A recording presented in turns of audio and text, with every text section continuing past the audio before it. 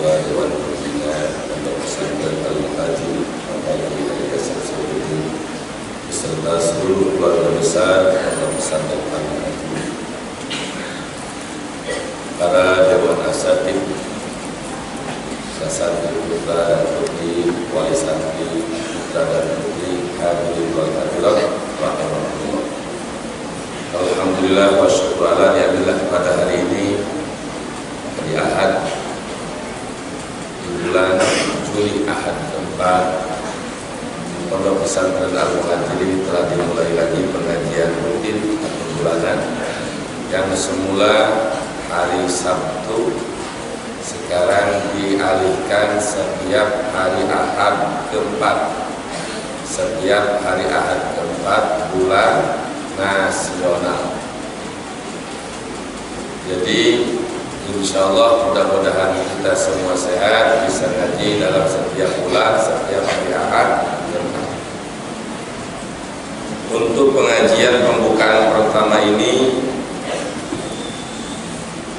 mungkin belum bisa meneruskan kitab tafsir Fathul Ulum, kajian tentang para nabi yang 25 nabi. Tapi saya ingin mengajak melaksanakan pembukaan pengajian ini, yaitu dimulai dengan kitab fikih Al-Fadil Al-Ustaz Arifin, lalu dilanjutkan dengan kajian hadis. Insya Allah untuk bulan depan kita tartib kembali, karena pada hari ini kajiannya fikih dan hadis saja. Untuk bulan depan kita tartib kembali tafsir, hadis, fikih, tauhid dan tasawuf. Kenapa? Satu sisi ini pembukaan, kita mulai dari setelah pengajian beres diakhiri dengan zikir, supaya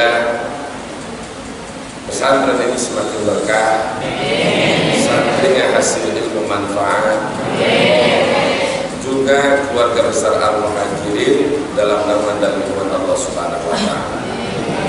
Oleh karena itu dipersilakan kepada akhina al-fadil al-alim al-ustaz al-ilm untuk membacakan kitab Fathul Qorib. Itu yang dibacakan tadi tentang fardu-fardunya wudu, juga sunnah-sunnah wudu, fardu-fardunya mandi besar, dan sunnah-sunnah mandi besar. Tadi sudah dibaca bahwa fardhu wudu atau rukun wudu itu jumlahnya ada 1 niat. Bedakan antara niat dengan azam. Kalau azam seperti kita sekarang, nanti dohor saya mau berjamaah, itu baru azam.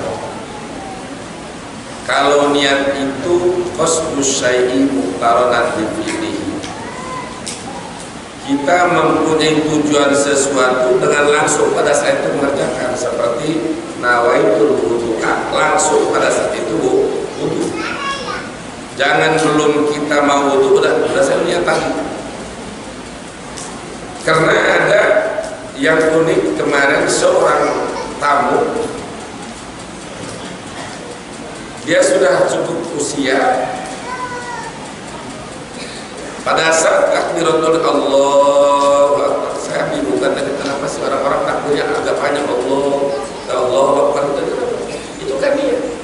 Kan bukannya kita dari dulu aja udah mau niat sholat.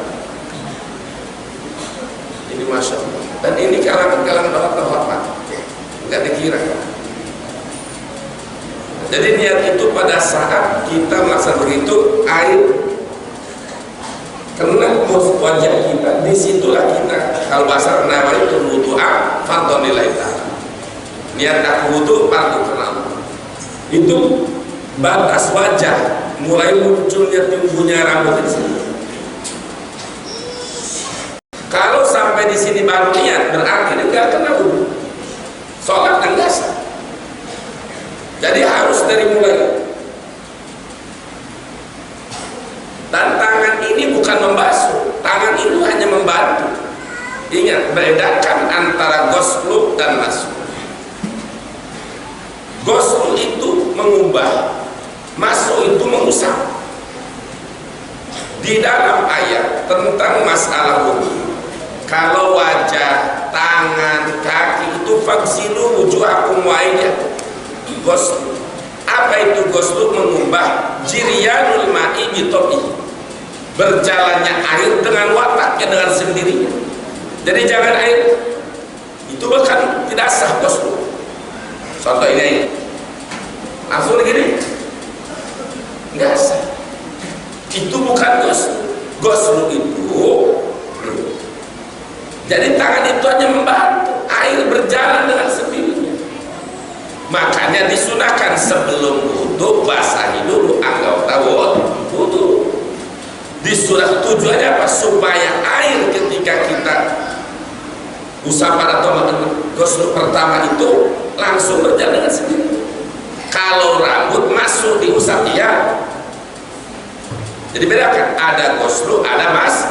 Kalau ghusl mumbah itu berjalannya air dengan wataknya. Kalau masuk jiryanul ma'i bi ghairi tabihi, berjalannya air bukan dengan wataknya. Seperti wamsahu bi ru'usikum, madzhab Imam Syafi'i itu ini air. Cukup. Tapi yang paling sunnah seperti yang dibaca tadi itu semua jamur, semua.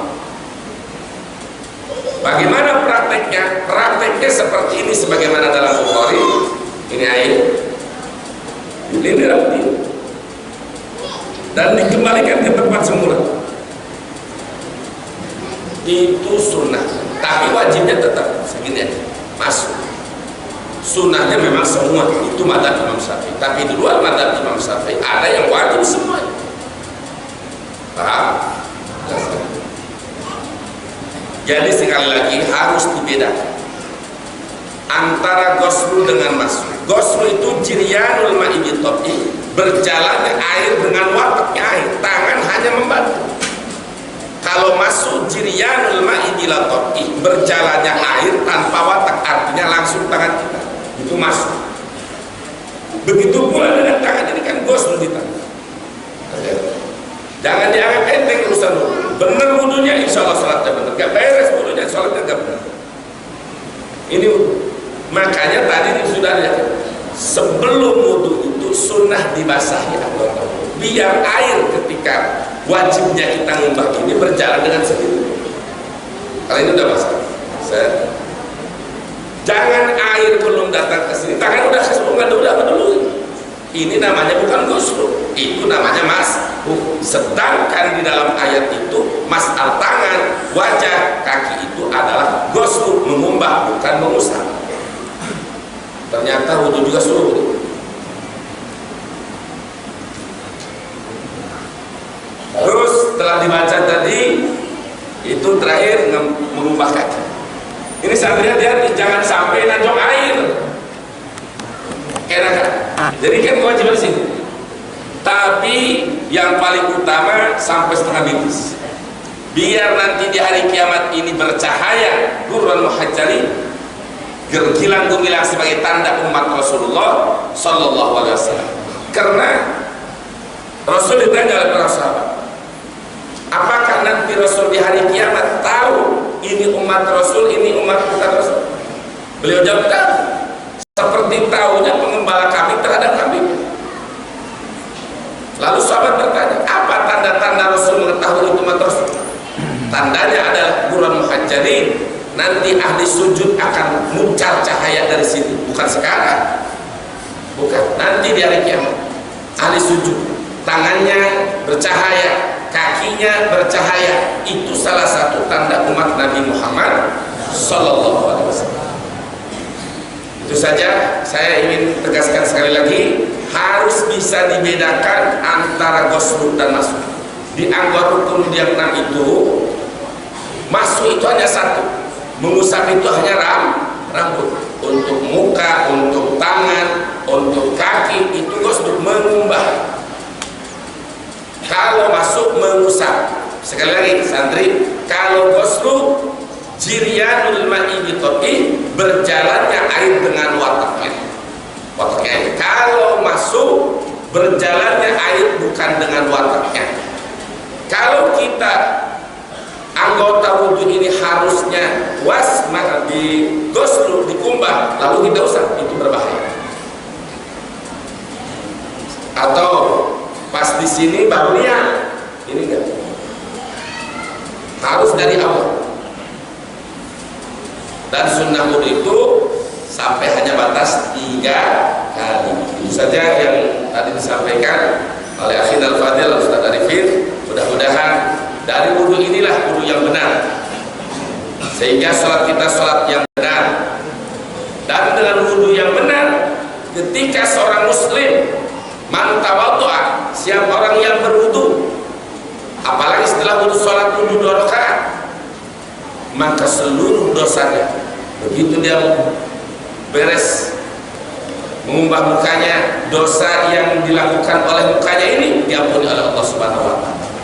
Sampai keluar dari wudhu, keluar pula dia dari dosa-dosa. Alhamdulillah. Dan para santri kalau ingin cerdas otak, jangan sampai kalian meninggalkan wudhu. Ketika buat mata wudhu, kecuali tidur. Sunnah mendawamkan wudhu. Itu salah satu